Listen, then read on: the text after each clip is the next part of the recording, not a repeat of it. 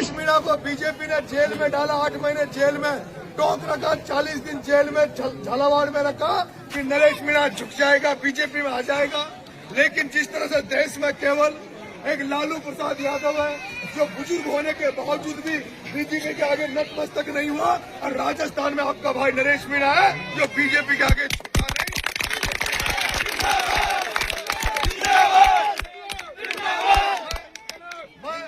मैं इसी मंच पे खड़ा हूँ, आप सबके बीच में मेरे बच्चों की कसम खा के कह रहा हूँ,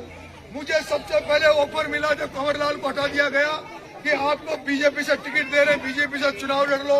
मैंने कहा मैं बीजेपी से नफरत करता हूँ, बीजेपी से मेरे विचार नहीं मिलते, मैं जीते जी कभी बीजेपी में नहीं जाऊंगा, ये मैंने सार्वजनिक तौर पे कहा है। वो आपने सुना भी होगा, सुना कि नहीं सुना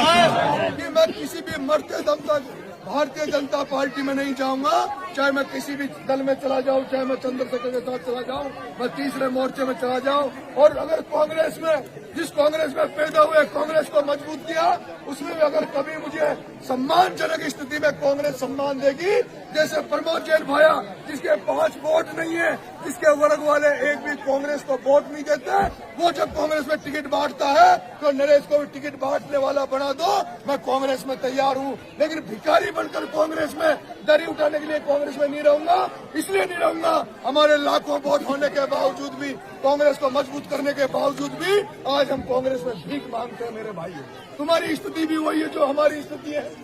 तुम्हारी स्थिति भी वही है जो हमारी स्थिति है। वोट देने के लिए तो कांग्रेस को मुसलमान चाहिए,